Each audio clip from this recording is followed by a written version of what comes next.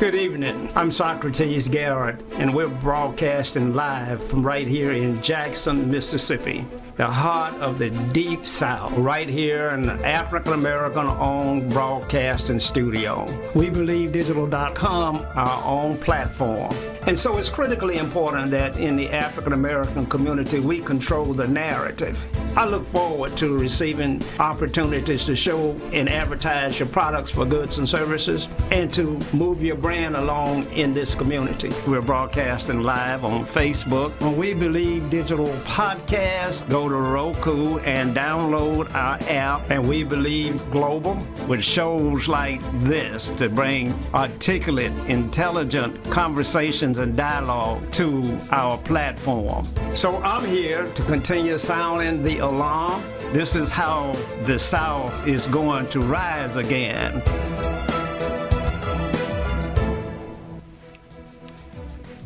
Good evening, and welcome to Socrates Garrett Live.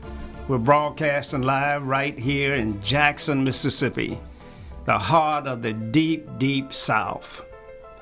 Jackson, Mississippi, and Mississippi in general has a history that we cannot forget, that we have to keep reminding and connecting our young folk to our history so that they will be empowered not to let it be repeated, but more importantly, to be able to navigate a future for themselves that's different from the past, from where we came from. Now, we're broadcasting live at WeBelieveDigital.com. You can find us on Facebook, YouTube, and Roku TV. We're being seen in over 139 countries. We're coming to you right here from Jackson, Mississippi. Mississippi is the poorest state in the nation. And imagine being an African-American entrepreneur in the poorest state in the nation. It seems like almost insurmountable odds for you to break through from such a cloud, such a setback is having to start last in everything. And being African-American, trying to break through that poverty gap is tremendously difficult. I salute the success of African Americans all across this country and throughout the world. We've done some marvelous things. We have some major accomplishments and achievements. And a lot of those people that have done great things came right out of Mississippi. And imagine that. Imagine starting so far behind to be born in the Delta in Mississippi, the poorest region almost in the world, sometimes as poor as a third world country. Imagine that. And then rise into the position of school superintendents and mayors of major cities like Marion Barry up in Washington, D.C., came out of Mississippi, and Tom Bradley, mayor of Los Angeles, California, came out of Mississippi, and Sam Cooke came out of Mississippi. Yes, and Elvis Presley came out of Mississippi as well. Imagine the difficulty and the challenge that you have to overcome to break through these obstacles of poverty and bigotry and racism. Well, we're here, and every week we're going to come to you, and we're going to try to bring you information that enlightens you, that tells you a little bit about your history and where we came from, and more importantly, we're going to try and articulate solutions and strategies to move forward, because we can win. We have won in the past, and we can win again. Now, I'm happy to have in the studio with me tonight my guest, Dr. Eldridge Henderson. He was my guest week before last, and he and I had an interesting dialogue. I find him to be a man of many talents, a super thinker, a great mind, an individual that fits what I just described, that was born in the Mississippi Delta and has risen to great heights and is teaching children and teaching adults about what they must do to be successful in today's time.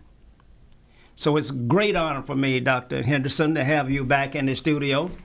And I'd like for you to share with our viewing audience all over the world. But let me just say this, that we are also simulcasting on our sister radio station, Wmpr.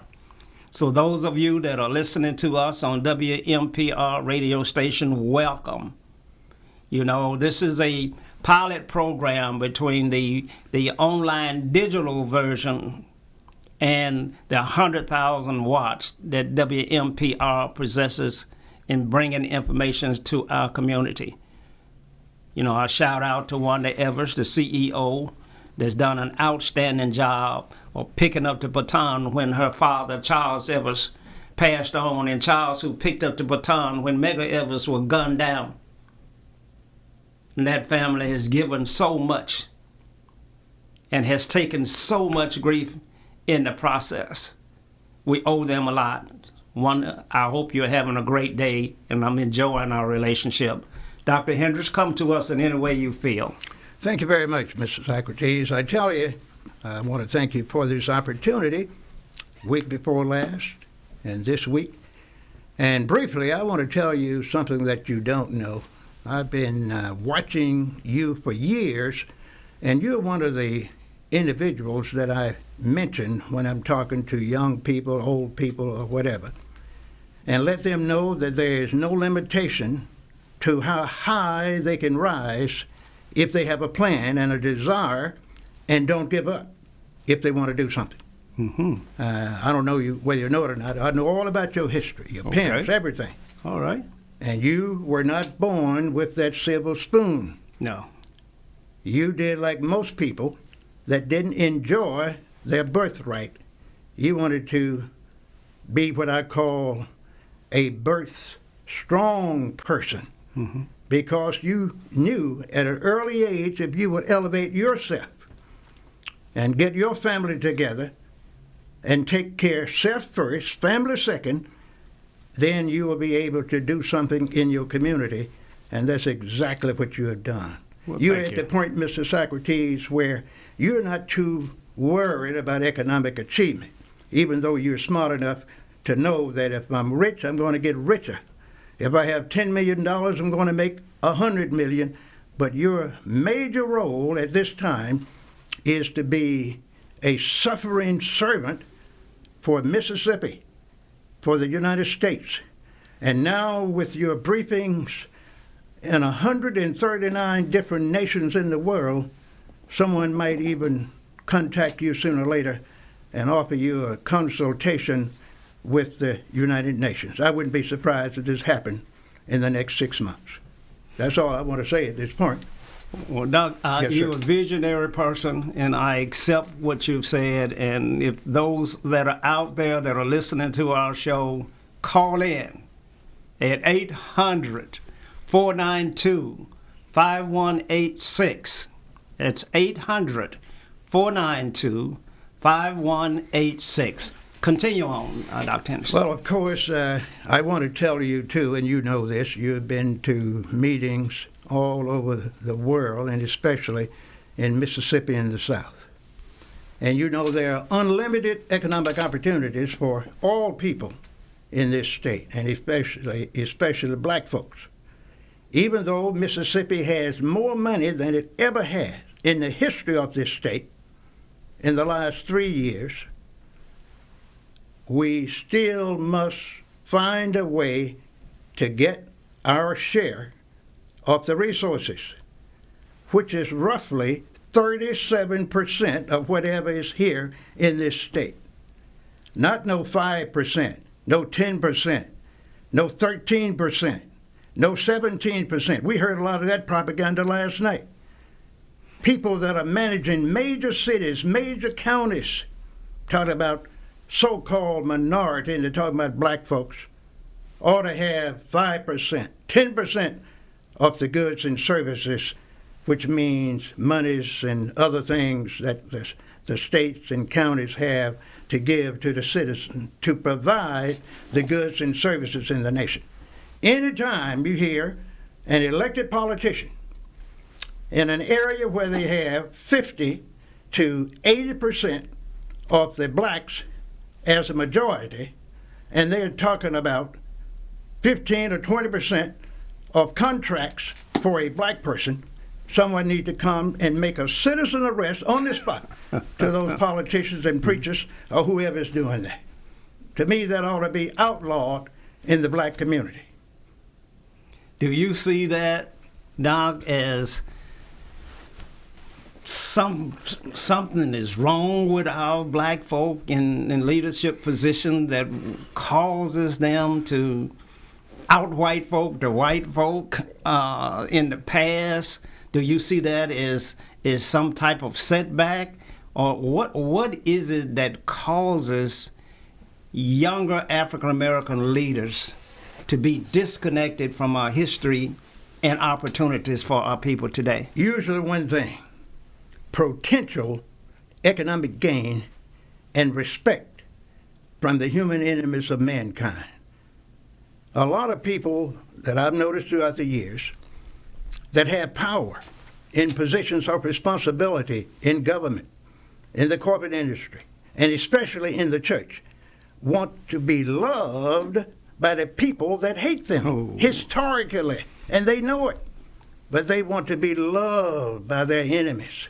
They have been taught to turn that other cheek. Even if you have a way to defend yourself, just turn the other cheek, let them treat you any way they want to do it, and you'll be saved later on when you die. You to go to heaven. I've mentioned this often, and I'm going to continue to mention this. You are not supposed to allow your enemies to beat you down economically, socially, politically, and you have the majority in many areas and won't use it.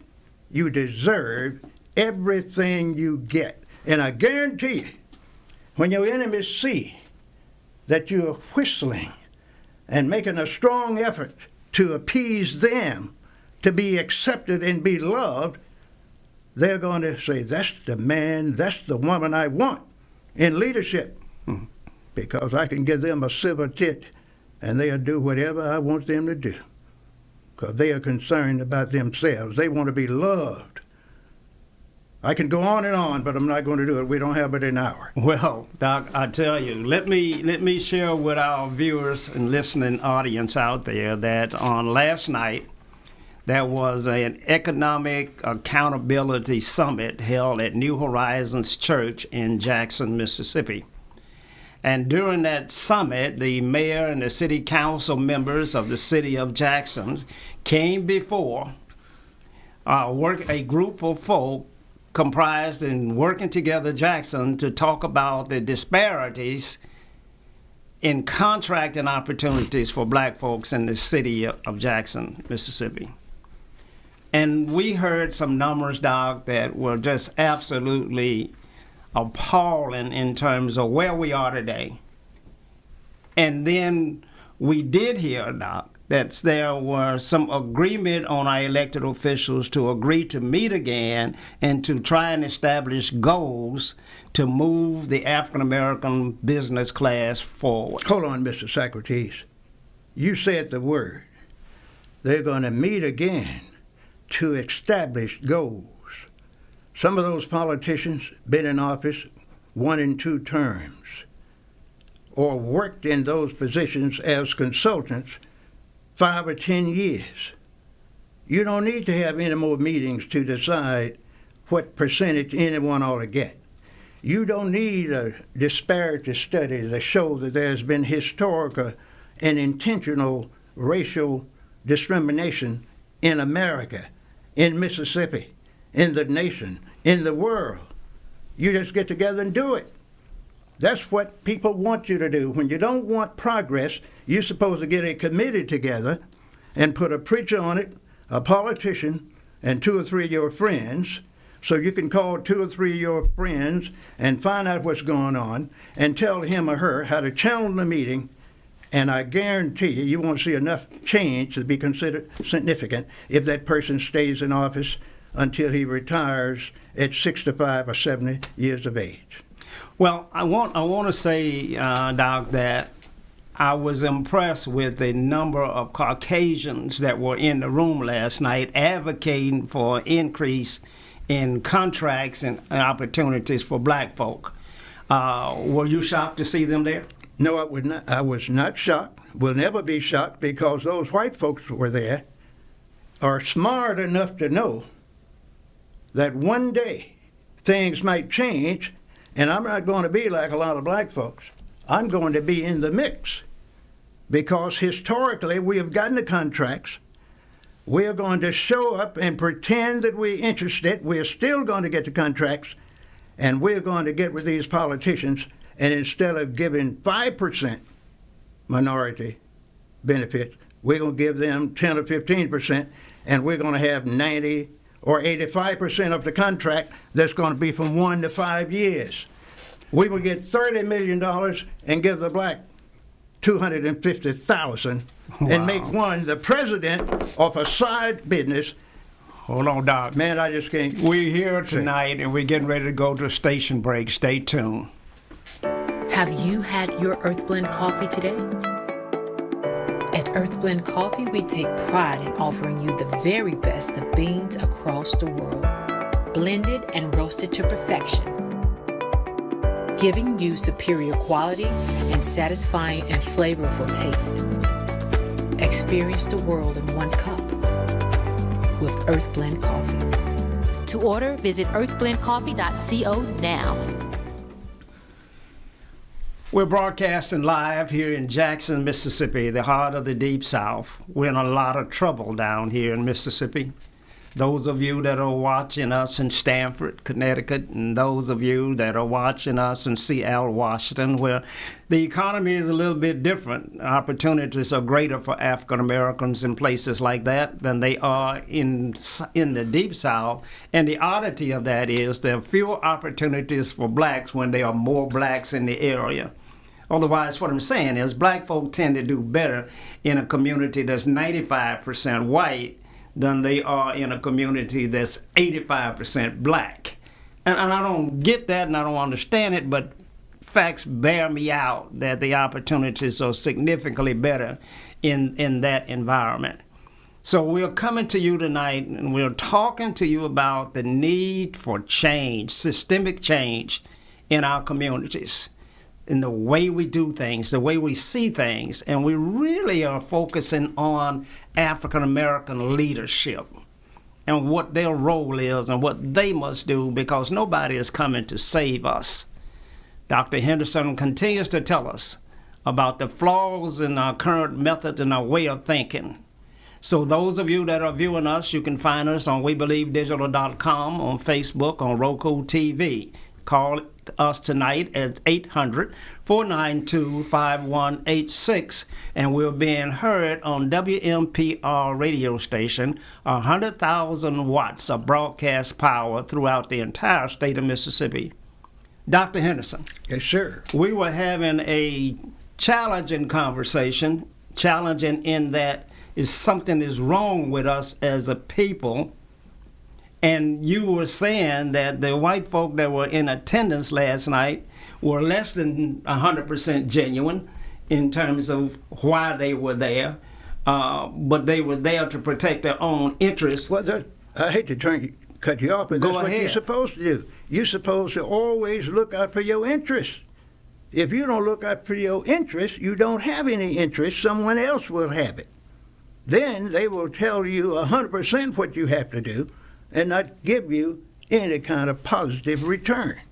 They will use you and cast you aside in a very short period of time, and then go and get someone else. I've seen the casting aside of African American leaders throughout this country. Whether we go all the way back to the very beginning. In terms of my hero Marcus Garvey. They cast him aside and kicked him out of the country because he was trying to build his own business. And Reginald Lewis, in terms of Beatrice Food, I've seen all of that. So I know that black folks get cast aside.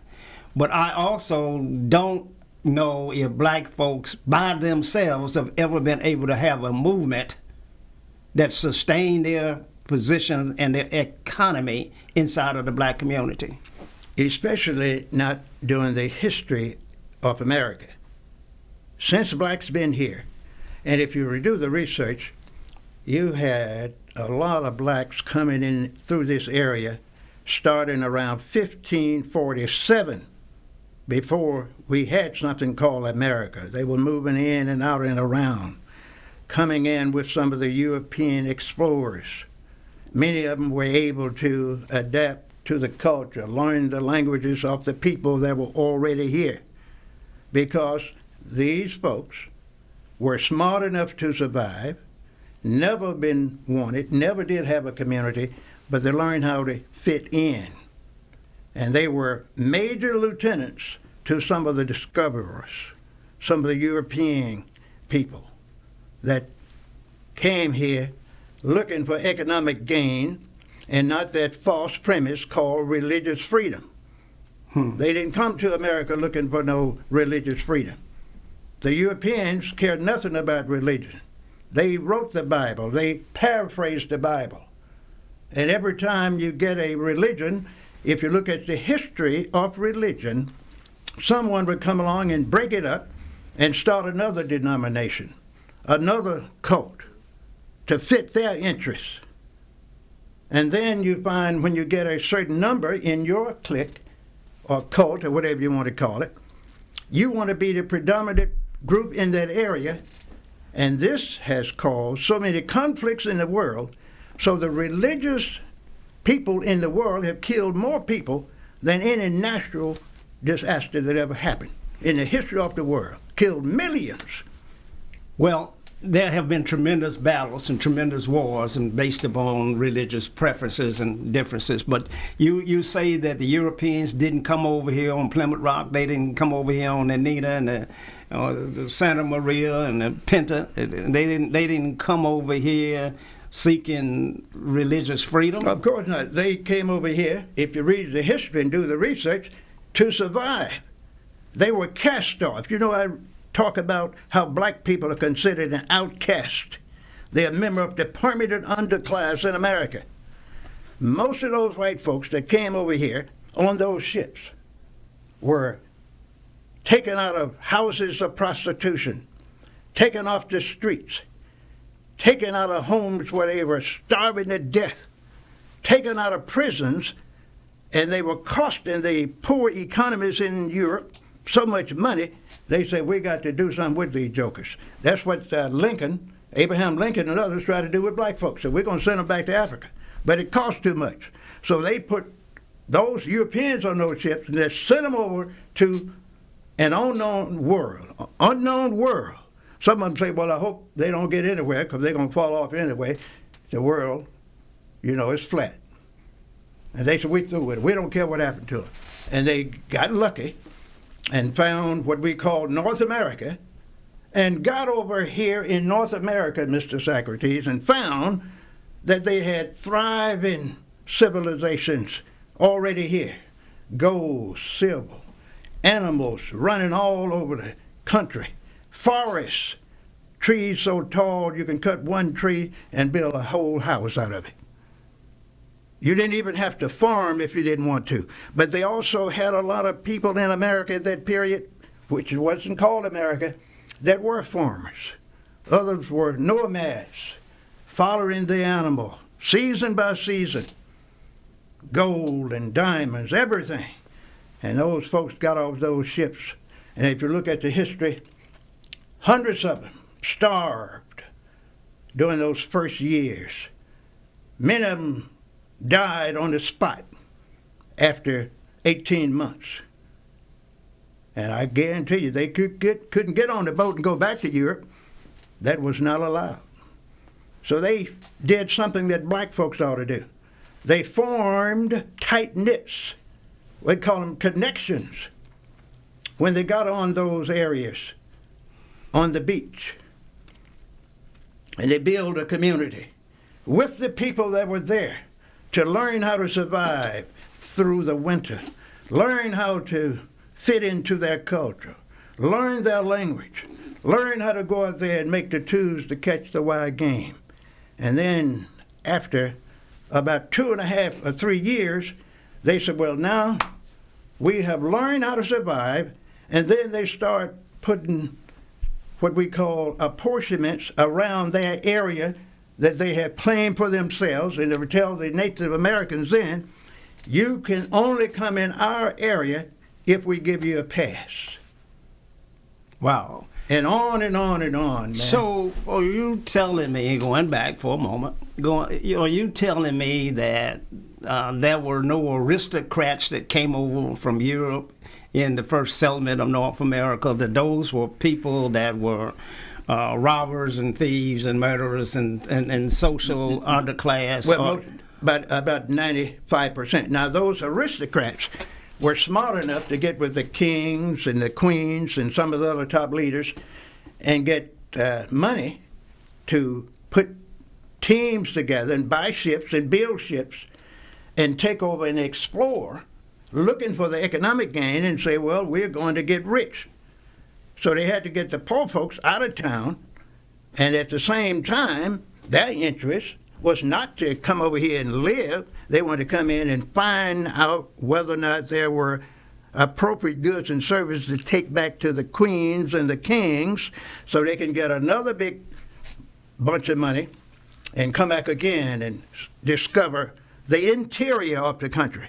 Because when they saw those first Native Americans, they saw tools, and they saw that some of them had gold and all kinds of things that the Europeans didn't have, especially the poor ones. Of course, there were upper-class whites at that period, but just only a few. Well, do you think that group of people were shaped a little bit different and were not of a great concern about social justice and the things that we so struggle for today? Every time I turn my TV on, I hear now the conversation. We're looking for social justice. We're looking for some acceptance. We're looking for opportunities to mix, to come together. Who is saying that, Mr. Socrates? All of the TV, all of the medias, and most of your leaders that you see today. You know, one of the cries about, you know, Black Lives Matter, but Black Lives Matter is a cry for social justice. And so, that being said, if we could have social justice, we wouldn't have any problem at all with the masses of black folk, because they don't have an economic plank or economic concern about what's happening to them in terms of great poverty throughout this country. Sir, let me tell you. See, that's what it shouldn't be. Who needs social justice? Black folks need economic justice. They don't need no social justice first. You got to have economics first. You have to take care of yourself first, your family second, and then you get involved in the community and you can start working on social justice. So if you're poor, you got to beg for social justice from the people that have the goods and the services. You have to beg them to protect you, to feed you, to house you. If you go to court with them or against them, you got to beg and pray for them to give you justice. And since we don't have much faith in the justice system, if we get into court, Mr. Socrates, you got to do a lot of praying and bring in a lot of preachers from all over the United States to sit back there and try to halfway scare the folks so they will vote in your interest, so they can say, we're going to satisfy these black folks this time. And they have already agreed among the prosecution and the judges and others, we're going to give them 6 months, 18 months, and we're going to appeal these sentences. We get a different ruling in about 2 or 3 years. So I was looking at a trial not long ago where Jesse Jackson and Al Sharpton were asked to leave the courtroom, and they were just in attendance. But they were asked to leave the courtroom. Well, if I was the prosecutor, I would have done the same thing. You want to raise a doubt in the mind of the jury that these black people are sitting up in here to intimidate you. Don't give them that right. So find them innocent. A black man is not even allowed to sit in the courtroom. Not as a representative of power. See, black ministers are considered the power entity in black America. We still have a little respect for the so-called 3 or 4 black ministers that are been assigned leadership in the black community. Signed by who? By the special interest groups, the economic titans that own the big factories. The Fords and DuPonts and General Motors. I call it the 100 major families in the world. They control 98% of the means of production, distribution, and exchange in the world. 100 families. Wow. Do the research and you'll find it. And we're going to find that in states like Mississippi, there are a few families that have always controlled the economics inside of Mississippi and controlled the government. Most of them from your hometown, the Delta. Most of them were farmers. And so that influence is still felt here today and felt all over the world. And we got to understand, who is running things before we can do anything about the way it's being run. Look, we're getting ready to go to station break. You can see us on We Believe TV. Stay tuned for this commercial. We'll be right back. COVID's pioneering coronavirus protocol firm, S2-E COVID Solutions, is paving the way forward for a safer city government, delivering cutting-edge biosecurity and biosafety protocols which have been developed internationally by top virologists and scientists, using an all-natural cleaning solution that kills COVID-19 on contact like no other product on the international market. Let S2-E COVID Solutions provide innovative, rapid facilities testing and world-class, state-of-the-art bio-risk safety protocols for all of your coronavirus needs.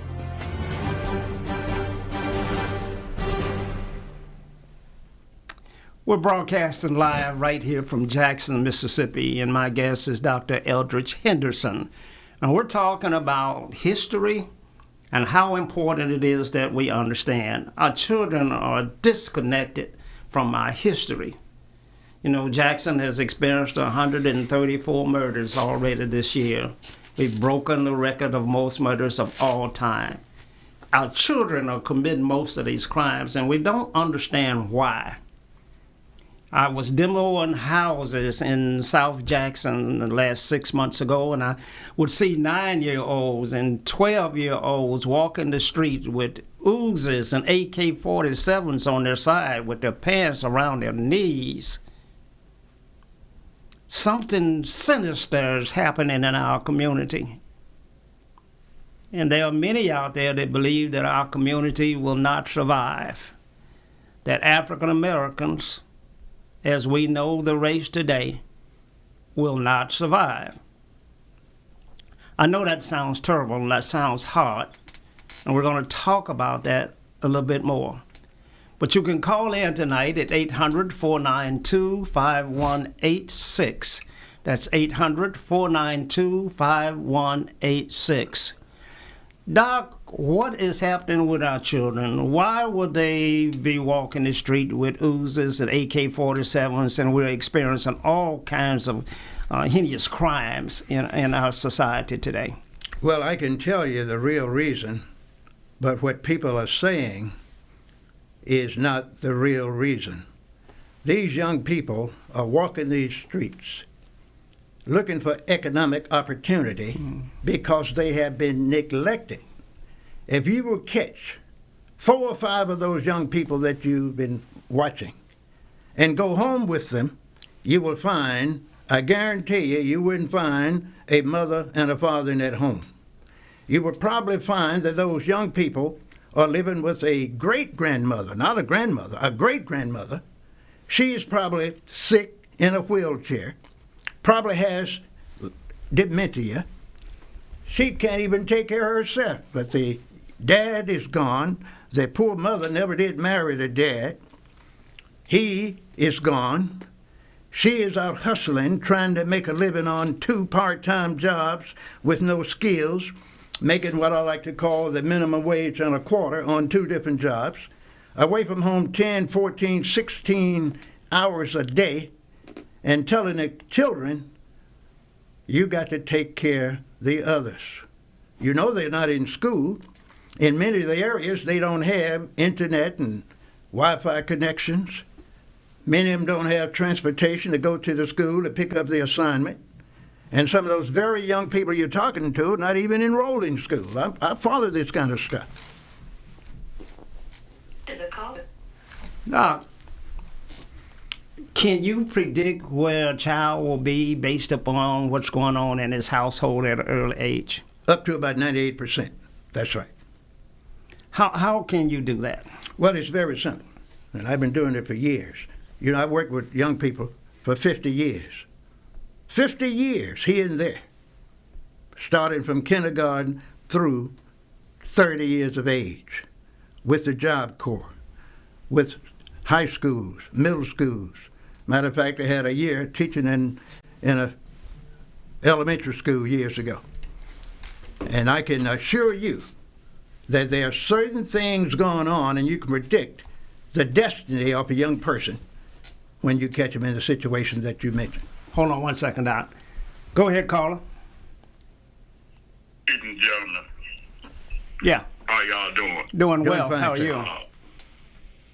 As I spoke with Rich Schwartz crew this morning on their little show, there's a movement going on in this country, and it's a awakening.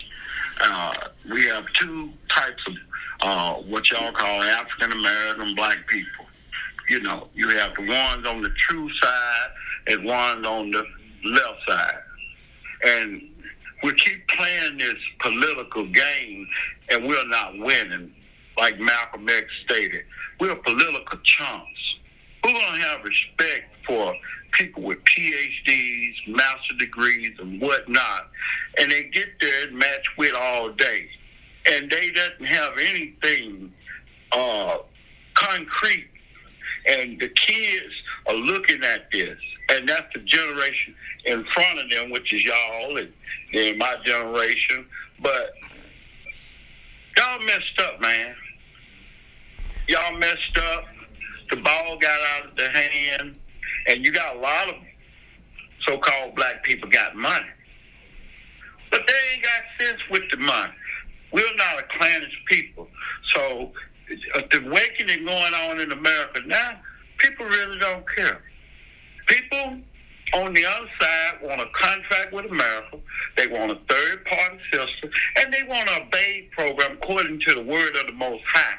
It's time for a certain segment to leave it to be with y'all. You can stay behind. And we know what's about to come, and we've got to go forward. There's nothing wrong with what people saying. It's like saying things about crime. You ain't finna stop nobody from killing somebody in Jackson because they hooking and crooking all day long.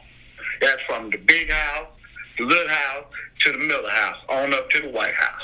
All that hooking and crooking has an abomination purpose for it. So, you know, enjoy your money because the clock is ticking.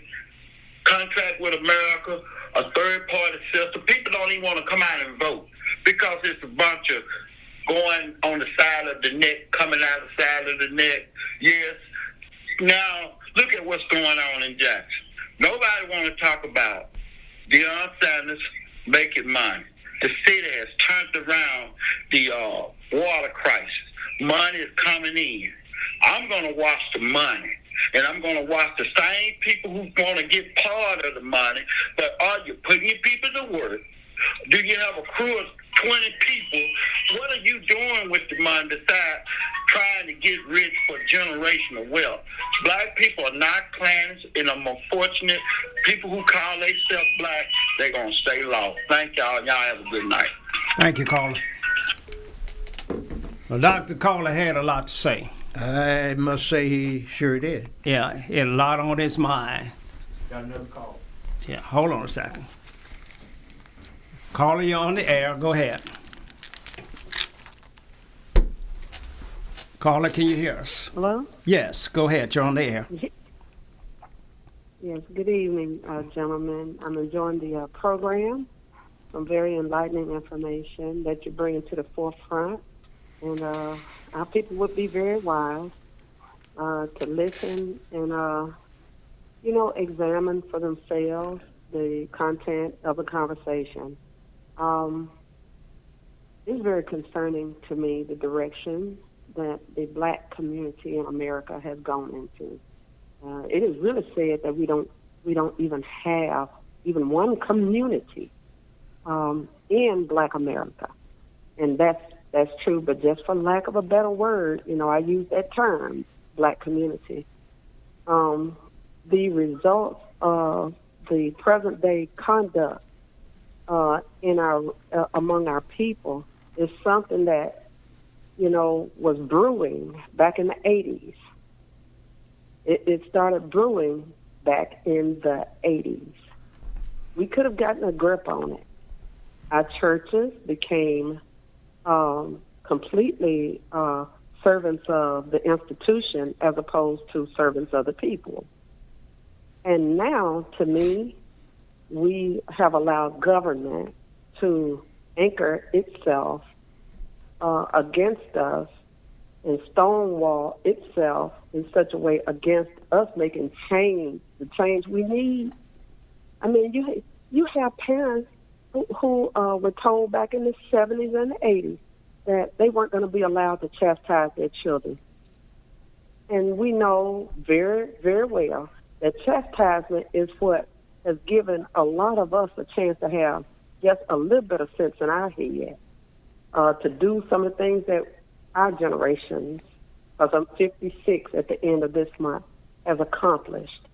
But we sat back, we saw things being done. We saw our people being disenfranchised and having some things taken away from us that we needed in order to guide our youth so that they will have some, a chance to make it. And a child that does not fear you will not obey you. So our children really are not the problem. The problem really lies in the laps of the adults who raise these children.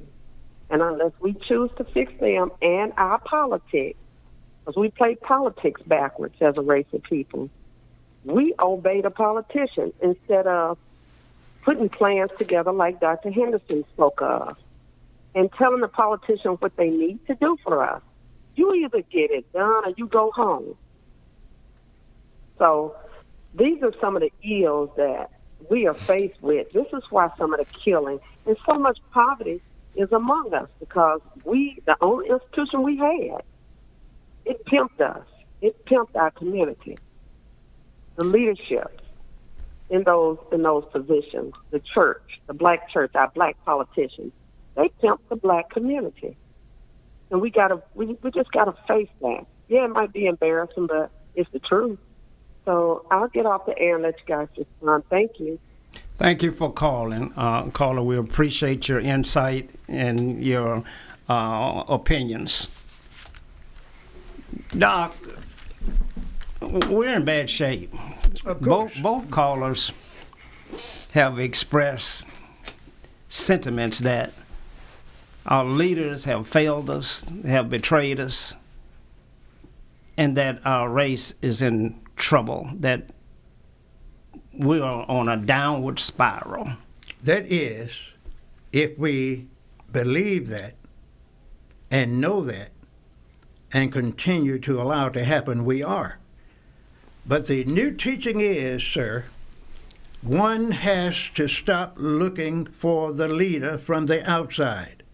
My theory is, if you want to make progress, you put a prioritized corrective action plan together where you are with what you have, with an agenda, with a checklist, with a timeline, and some kind of project manager or someone locally to manage this for you. Set short goals, 30, 60, 90 days. Forget about the local preachers, forget about the elected official, and do something right where you are with what you have as the leader yourself, starting in the church. And if the preacher won't let you use that church, which is yours, he belongs to you. The politicians belong to you. They work for you, ladies and gentlemen. You tell them what to do. They don't tell you what to do because they either elected to be in office or appointed. So now, and if you think this is a fallacy, you go and get a preacher that's been at a church for 10 or 15 years, and he has gotten himself economically secure. even if Jesus would come down from heaven and tell him he has to leave, he'll fight him. He will get a lawyer and a judge on his side and fight to stay, and they don't even want him because he knows he is living in heaven on earth. And that's why I talk about heaven on earth. That's where you need to try to learn to live first, by getting your education and training together, getting your economics together for yourself and your family. Then you can move where you are with what you have and go around the people that are keeping you from making progress, such as the corporate leaders, the preachers, and the elected and appointed officials. We're broadcasting live from Jackson, Mississippi, right here in the deep, deep South, where we've got the greatest poverty of any state in the nation. Infant mortality is higher here than any place in the world.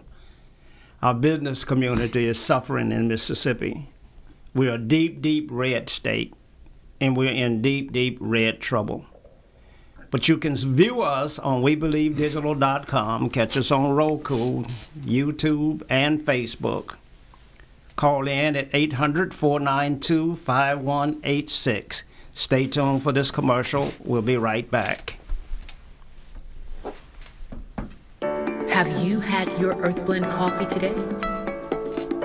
At Earthblend Coffee, we take pride in offering you the very best of beans across the world, blended and roasted to perfection, giving you superior quality and satisfying and flavorful taste.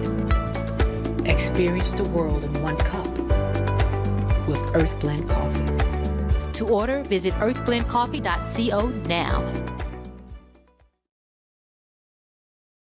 We're back live. Caller, you're on the air. Go ahead. Like, think about it on the everyday, routine of black people. Who is in control? Is it the black female or the black male? Got the power in the black race. Caller, neither one of them have the power in the black race. No, Unfortunately, hold on a second. Hold on a second, caller. Unfortunately, black folk are not in control of their destiny and what's happening to them in general. People determine what we're going to eat, and they also determine whether we're going to eat. But go ahead, caller. Okay, well, I beg to differ because you see, people take the Bible that a lot of times women have influence in the community, like on the everyday routine. I'll give you an example. Who own or are the head renters of most of the homes in Jackson? Are they men or women? I would say women.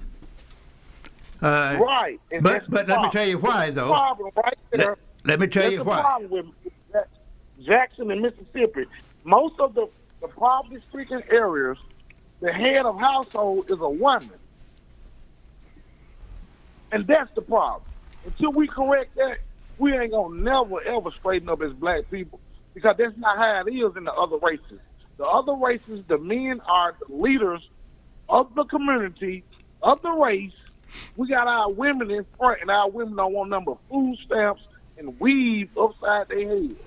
Don't say that. Don't say that, caller. Don't say that. That's the truth. That's the fact. Say whatever I want. I'm speaking fact. Caller, we appreciate I'm talking about women in their 30s and 40s years old. They're running the community. They're the one routine in the community. The men, 30 and 40. You guys are 80, 70 years old. You washed up. You about to die tomorrow. We're talking about the future of our race. Caller, what's your solution here? What are you saying? My solution is that we restore the black man as the leader of the race and back into the home. Caller, I had a lady tell me 2 weeks ago, black men too aggressive. Caller, I thank you for your comments. We're going to discuss it further and that's here on the the problem. studio. You guys don't want to address that. Well, I don't know how to, I don't know. No. Let me explain Well, something. I'm not afraid of it. Let me answer this, caller, when you finish with it. Yeah, hold on a second. Caller, let me explain something to you. The attack on the black man began under J. Edgar Hoover way back before the riots in Watts, when the policies were made that no black male could be found in the house if the woman was going to get any kind of subsidy for her children. Policies created the environment that moved the black male out of the house. That was a If they cool, black women cool with being in poverty. I know. Black women are okay with being on food stamps now. Caller, They love that. Caller, let me tell you something. I want you listen, caller. Okay, caller, We thank you for calling. We thank you for calling. Now you hang up, caller. You hang up and learn something. Let me tell you something, caller. Yeah. Now, don't call back, because I'm going to tell you what I hear. I hear that you are very concerned about the lack of responsibility that you have in your life. It is almost certain that you are not married, living in a strong household where you're taking care of your 2 or 3 children, where you've been married securely for 5, 10, or 15 years, where you have a job with a credential making more than the minimum wage. And a lot of times men like you accuse the women of hustling. They can't do any better because they don't have the man. They have them pay the rent, so they can't get out of the ghetto. Caller, you're on the air. Go ahead. All right. I was listening to the last person that was on the line, and I'm 21 years old, and I'm a outstanding young black man staying in Jackson, and I see a lot of different things that us Black Americans. I'm hoping that I'm hitting on the right note at hand. But us black males, we have to realize, and I most definitely want the last guy to understand, that the black males most definitely have to take a stand and realize that they have to be a man in the household. You can't put your mouth on the women, because they only taking advantage of what they done, that they done got the opportunity to get. The males are leaving the women with kids, so they got to settle. So they're dealing with what they got to deal with. But if the men can literally stand up and be a male and show us how to work, show us how to manage in this time that we're in. I mean, because one thing about my grandparents, I honor them, because even though the time is just messed up, they still show us how to go out and work. They still show us how to be a head of a household. They still show us how to cooperate in the household. We have to learn how to deal with what's going on at the house before we try to fix the outside, because the outside gonna look at us like y'all don't even got yourself put together before you try to make a stand. I'm hoping that I'm making sense. You are, caller. You're making a lot of sense, and it's a subject that we're going to have to deal with at length. We got a few more callers trying to call in now, so we're going to take another call, but thank you so much for calling. Caller, you're on the air. They'll call back in. Okay. So, Doc, our community is turning on itself. And what I'm hearing in these callers, and the frustration that I'm hearing, is that, that the system was designed to make us turn on one another, to fight one another, way back from the Willie Lynch theory.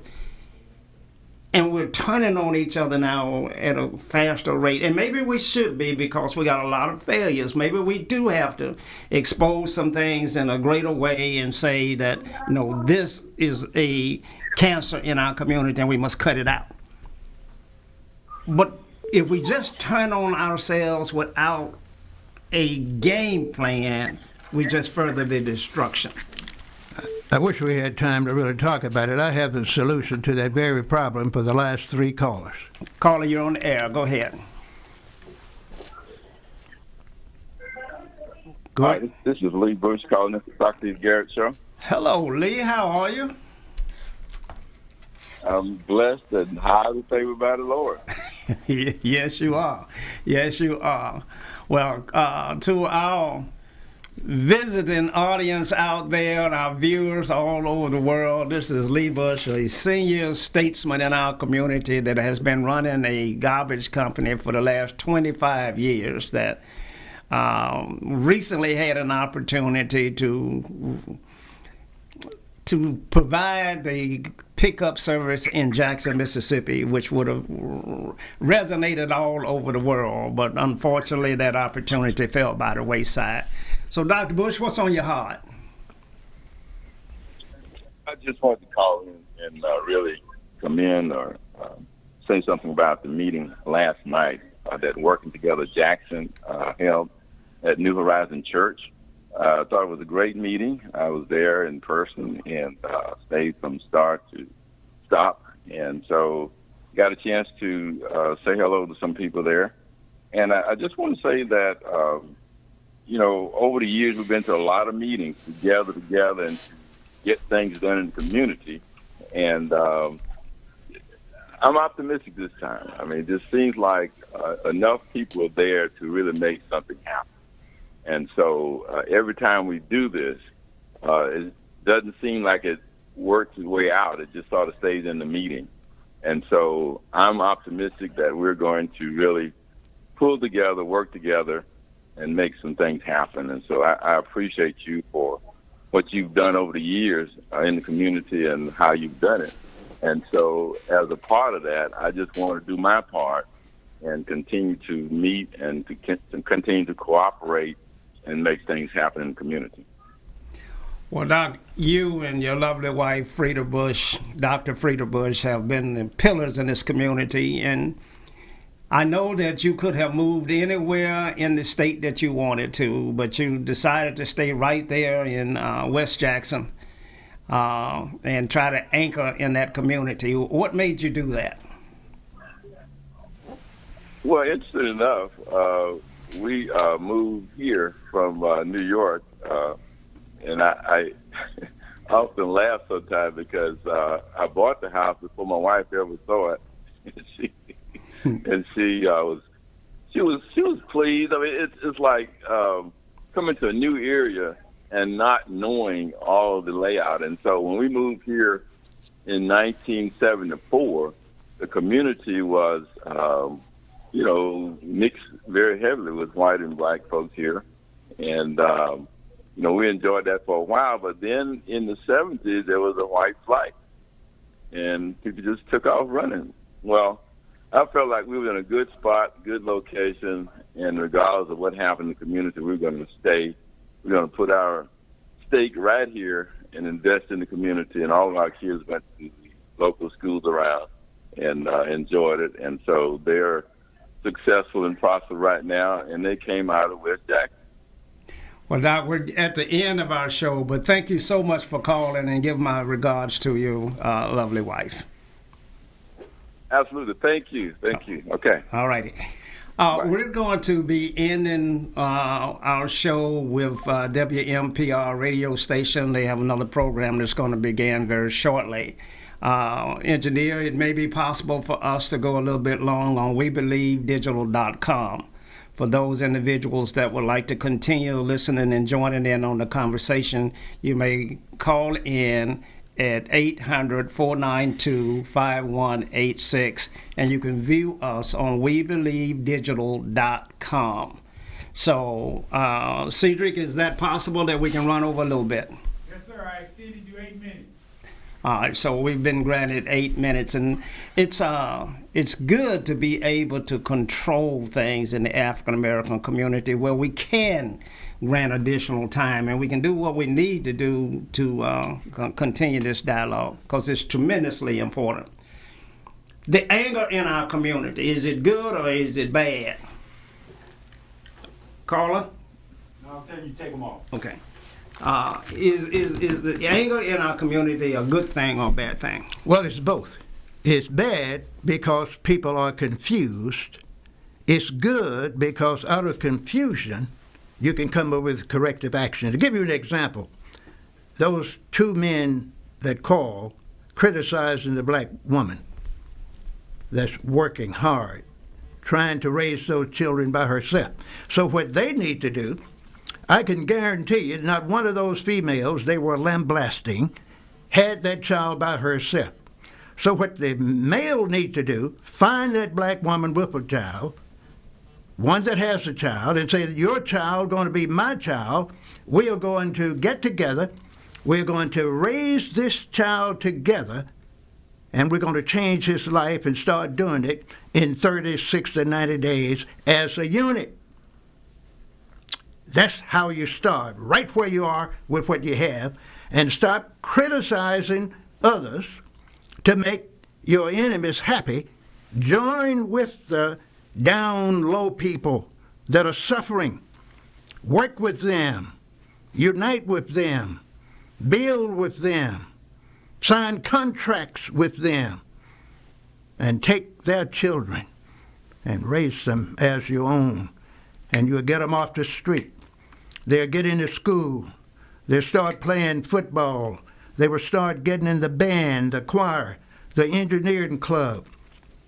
Get on the chess team. That little country boy that was walking with a gun 6 weeks ago would walk with a chess box under his arm the next semester, headed to the chess club after school. And when he finished high school, he would have a 4-year scholarship on the chess team, tennis team, engineering robotic team somewhere at a big university. And it doesn't have to be outside the state of Mississippi. Wow. That can happen. And it can start happening if you stop looking at the downside, work with the people, and form collaborations with the people that are out of the mainstream. Well, I think we're right to be frustrated. I think that we're right to be angry. I think that there is enough going wrong in our community for there to be some anger and some anxiety and some frustration. And Doc, I've heard you say that there's a 9-year plan. That's right. That if we don't get something done in 9 years, that our race will be in serious trouble. We will be worse off in America, and I don't want anyone to get me wrong when I say this, we'll be worse off than the Native Americans that's living on the reservation. Do you think we'll be on a reservation? We will, but they're not going to call it a reservation. They're going to call it a relocation camp for the 90% of blacks that can't live in gated communities. In gated communities, and I call it the inner city relocation camp, which is called a ghetto. You're going to have one way in and one way out, and that's where 90% of black folks going to be living. 90%. And Doc, if I'm not mistaken, we're already inside of we've been fenced in when they started doing the bypasses, the That's right. 220 rounds and your 465s, and That's all right. of your bypasses are designed for folk not to even have to come through your urban cities. But they're going to change that. Okay. Oh, Joe Biden and his boys going to revisit that. And they're going to go and work on those streets, revisit the infrastructure, take over those little towns and cities, rehab the inner cities, and then the poor blacks going to have to move again. Caller, you on the air. Go ahead. Hello, can you hear me? Yes, sir, we hear you now. Okay. Yeah, we were basically wanted to say that your program is very is needed. It is needed, and it's very important information that y'all were sharing tonight. And it just it's kind of sad that people, we are not comprehending what you're saying, but it's very important. And I got a question to ask, and basically what you just add on to what you've been saying. one question is that a lot of the people have influence over the African American community, and the question is, the message that Dr. King said, drum major instinct, around about 20 minutes into the lecture, he said that this particular Caucasian said that God was a charter member of the white citizen clan. So I think that a lot of people outside the African American community really don't want to take advice from the African Americans to where actually we ourselves have to take advantage of the blessing that God gave us and try to at least take advantage of those blessings and be less dependent on what other people be trying to do. Did that make any kind of sense or whatnot? Well, it makes some sense. That's your opinion. You have a right to that. And that's all I can say about that. You have a right to think based on your experiences and what you believe, what you have heard. That does not make you wrong. There are many different opinions. And one other question we have, and as it relates to biblical terms, as it relates to Noah, as it relates to a lot of people under the doctrine that many different opinions about the African American community being cursed because of Noah and his son. And do you see any of that influence in the way people react towards each other today? Well, I see the influence, but that's nothing but propaganda. That has nothing to do with the state black folks, and they were taught to believe that. That was designed on purpose to keep you mixed up, keep you confused, so you can hate yourself, so you can hate your family, so you can feel that you have no power, no ability to make things change in your life. So you know if you can't change yours, you can't change your family, your kids, and others. Don't believe that propaganda. Caller, thank you so much for calling. We're going to continue this dialogue. We're going to continue this until we develop some solutions and strategies. Thanks again. All right. Caller, you're on the air. Good afternoon, gentlemen. How y'all doing? We're doing fine, sir. Good. Mr. Garrett, let me ask you a question. The economic impact I've been reading in some headlines that Jackson State has had on the city of Jackson is upwards of $30 million or more. How much impact do you think that has had in the communities and on black businesses? And why do you say, or why not? Why or why not? Right. Put it like right. Well, caller, it had very little impact on black businesses. It had very little impact on the black community. It had a tremendous impact for the majority businesses in the city of Jackson, in the metro area especially. They all did extremely well.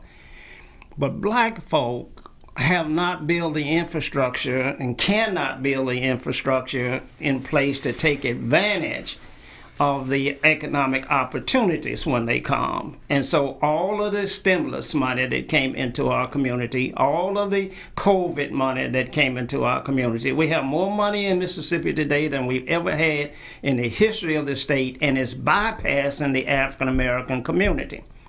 And so while it was a great event for Jackson State and the city of Jackson, it had very little impact on economics in the African American community. That's my opinion. Doc, what's your thought? I would say you're 100% correct. 100%, not 99. So, caller, that's our answer to your question. Anything else? No, I just wonder, we have to put ourselves in position to take advantage of economic situations such as this, and we have to just get in action, to put an action plan together and go ahead and make it work, because we can't continue to miss out on such economic activity. So I'll continue to listen to y'all's show on a weekly basis, but I just want to see some progress because we've been talking for years and years. And like Dr. Henderson say, in 9 years, we need to see some progress, real progress. And we need to be able to quantify that in terms of numbers. We created so many millionaires. We created so many black businesses with a market cap of $10 to $50 million and so forth. So, I'll just keep continuing to listen to y'all, keep continuing to beat the drum, Mr. Garrett. I know and I appreciate your philosophy that it's not really about you, that you're really beating this drum for the next generation, and I can really appreciate that. And so, like I said, I'll just continue to listen to y'all and on a weekly basis. So thank you very much. Thank you, caller. Thank you, caller. Now we got about 15 minutes. Any quick parting comments? Well, I want to appreciate the opportunity that the callers had enough respect for us to call in with their opinions and questions and comments. What we are going to be doing in the future, we are going to talk more about solutions. We know what the problems are, and we have solutions to all the problems that people have been addressing the last 4 shows. The last 4 shows, we've always talked about the problems. So now we're going to talk about solutions probably next week and thereon. Stay tuned. Join us next week. We're signing off. Good evening. I'm Socrates Garrett, and we're broadcasting live from right here in Jackson, Mississippi, the heart of the Deep South, right here in the African-American-owned broadcasting studio. WeBelieveDigital.com, our own platform. And so it's critically important that in the African-American community, we control the narrative. I look forward to receiving opportunities to show and advertise your products for goods and services and to move your brand along in this community. We're broadcasting live on Facebook. On We Believe Digital Podcast, go to Roku and download our app, and We Believe Global, with shows like this to bring articulate, intelligent conversations and dialogue to our platform. So I'm here to continue sounding the alarm. This is how the South is going to rise again.